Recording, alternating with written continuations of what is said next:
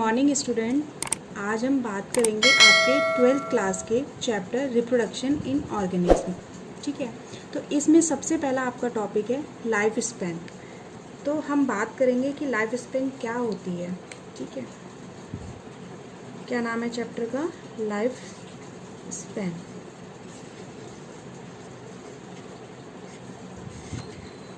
तो life span वो period होता है जिसमें बर्थ होने के बाद लिविंग ऑर्गेनिज्म की नेचुरल जो डेथ होती है उसे हम क्या बोलते हैं? Life span. ठीक है, तो इसकी जो डेफिनेशन होगी वो होगी द पीरियड फ्रॉम बर्थ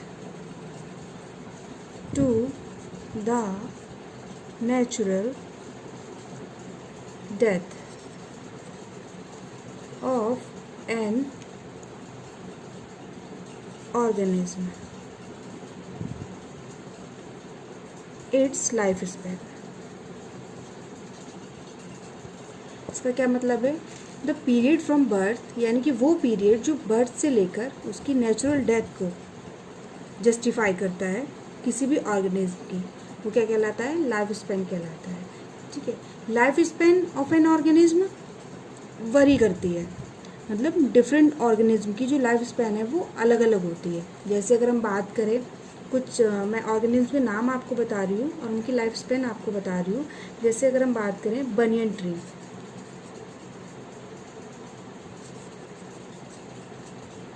इसकी लाइफ स्पैन कितनी होती है? 200 ईयर्स होती है। कितनी होती है? 200 ईयर्स। और हम बात करें टॉर्टोइस की, तो इसकी लाइफ स्पैन कितनी होती है? 100 से 150 ईयर्स। ठीक है, अगर हम बात करें पैरट की, तो इसकी लाइफ स्पैन कितनी होती है? 140 ईयर्स। ऐसे अगर हम बात करें मैन की, तो लाइफ स्पैन कितनी होती है इनकी? 100 ईयर्स।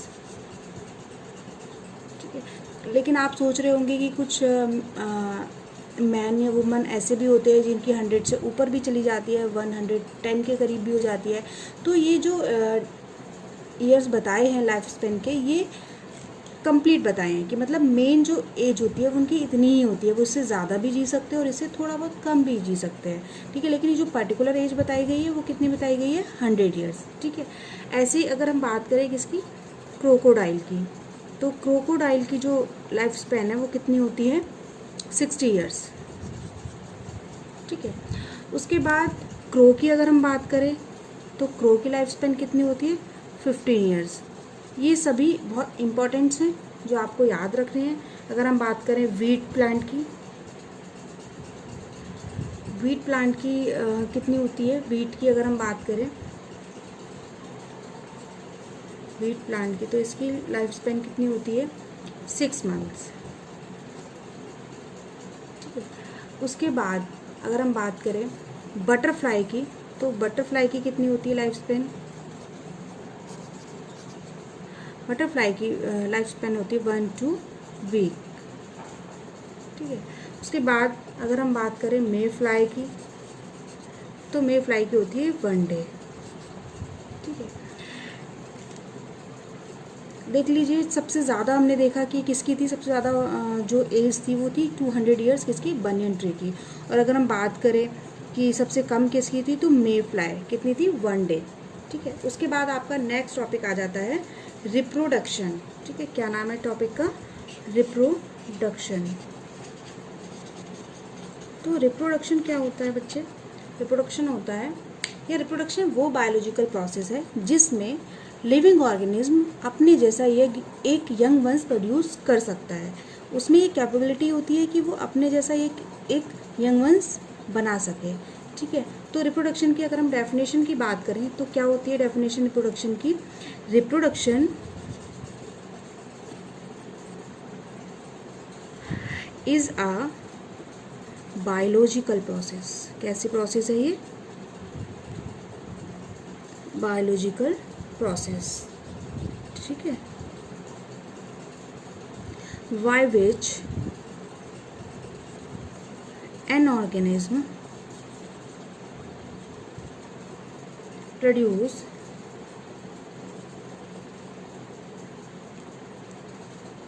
Other organism.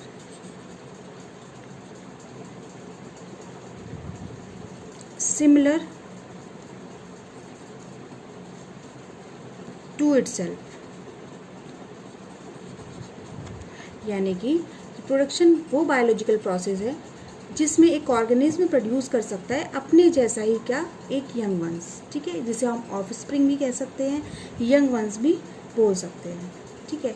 अब हम बात करेंगे कि मतलब रिप्रोडक्शन की ज़रूरत क्या है, क्यों होना चाहिए रिप्रोडक्शन।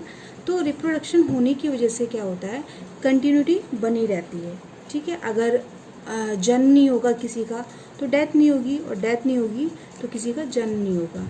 तो एक कंटिन्यूटी बनाने के लिए हमें किसकी ज़रूरत है, रिप्रोडक्शन की ज़रूरत है। सेकंड, हमें क्यों ज़रूरत है रिप्रोडक्शन की, कि हमें इससे वेरिएशंस देखने को मिलती है, हमारे जो कैरेक्टरिस्टिक्स हैं वो हमारे ऑफस्प्रिंग में देखने को मिलते हैं। तो दोनों ही चीज़ें ज़रूरी हैं, एक तो कंटिन्यूटी ज़रूरी है, ठीक है। सेकंड क्या ज़रूरी है, इनहेरिटेंस, यानी कि जो हमारे कैरेक्टरिस्टिक्स हैं वो हमारी जनरेशन में पहुंचते रहें, ठीक है। आप देखते हैं कि आप अपने पेरेंट्स की तरह होते हैं, देखने में आपके कैरेक्टर्स अपने पेरेंट्स से मिलते हैं, तो किसकी वजह से मिलते हैं, वो इसी की वजह से मिलते हैं, रिप्रोडक्शन की वजह से, ठीक है। रिप्रोडक्शन होता है तो एक कंटिन्यूटी बनी रहती है, ऑफस्प्रिंग जन्म लेता है, तो ऑफस्प्रिंग जन्म लेता है तो वो अपने कैरेक्टर्स मैच करता है अपने पेरेंट्स से, ठीक है। उसके बाद हम बात करेंगे रिप्रोडक्शन के टाइप। तो अगर हम टाइप की बात करेंगे, टाइप्स ऑफ रिप्रोडक्शन,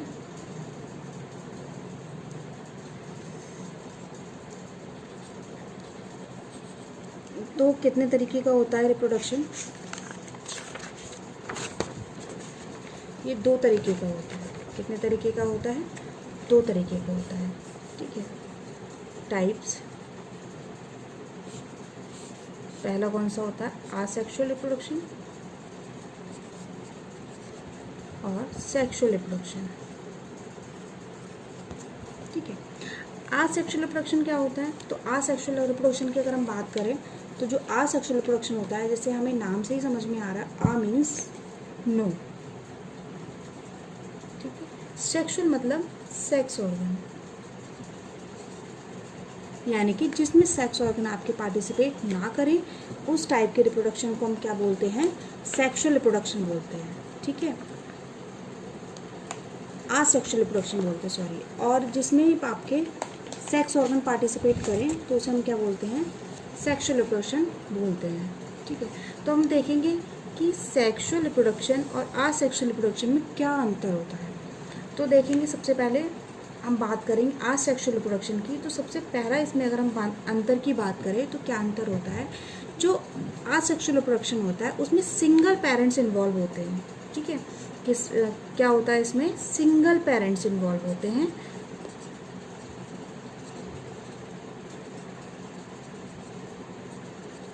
और इसमें आपके डबल पेरेंट्स यानी कि मेल और फीमेल की ज़रूरत होती है, मेल प्लस फीमेल की नीड होती है किसमें, रिप्रोडक्शन में, ठीक है, पहला अंतर। और सेकंड अगर हम अंतर की बात करें, जो आसेक्सुअल रिप्रोडक्शन होता है इसमें जो ऑफस्प्रिंग होता है वो आइडेंटिकल होता है किसके, पेरेंट के, ठीक है। और इसमें नॉन आइडेंटिकल होता है, मतलब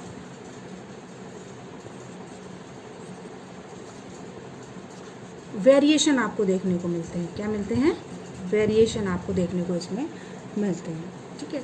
अगर हम बात करें तीसरे अंतर की, तो इसमें क्या इन्वॉल्व होता है, माइटोसिस इन्वॉल्व होती है, क्या होती है, माइटोसिस, ठीक है। और इसमें क्या इन्वॉल्व होती है, मियोसिस इन्वॉल्व होती है। तो बच्चे माइटोसिस और मियोसिस हम आगे पढ़ेंगे कि माइटोसिस और मियोसिस एक बहुत लंबी प्रोसेस है, ठीक है, वो हम आगे देखेंगे कि क्या होती है माइटोसिस और क्या होती है मियोसिस। अभी आप जनरली समझ लीजिए कि जो असेक्सुअल रिप्रोडक्शन होता है इसमें कौन सी प्रोसेस होती है, माइटोसिस होती है, और जो सेक्सुअल रिप्रोडक्शन होता है उसमें कौन सी प्रोसेस होती है, मियोसिस इन्वॉल्व होती है, ठीक है। और ये देख लीजिए कैसी होती है, ये बहुत सिंपल प्रोसेस होती है, असेक्सुअल रिप्रोडक्शन होता है ये बहुत सिंपल प्रोसेस के थ्रू कंप्लीट हो जाता है। अगर हम बात करें इसमें जो प्रोसेस होती है वो कैसी होती है, सिंपल एंड फास्ट,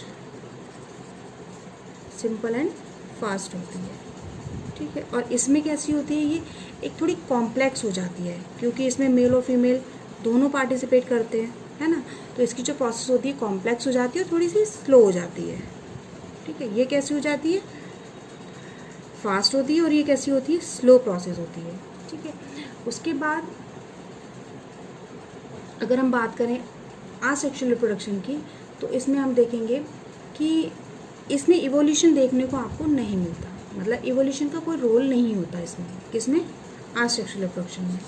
ठीक है, तो हम क्या बोलेंगे, it does not play important role in evolution process, मतलब इसका कोई भी रोल प्ले नहीं होता, not play role in evolution.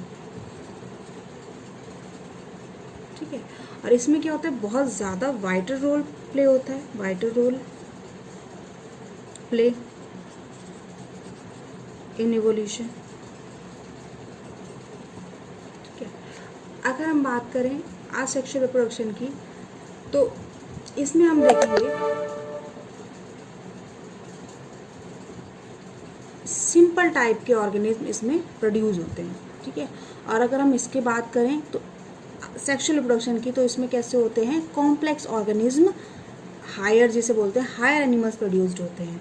तो अगर हम बात करें इसमें, तो इसमें सिंपल एंड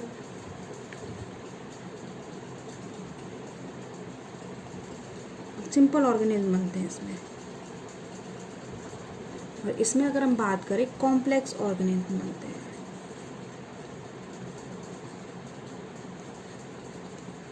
ठीक है, ये तो हो गई हमारी किसकी बात, आसेक्सुअल रिप्रोडक्शन की और सेक्सुअल रिप्रोडक्शन की।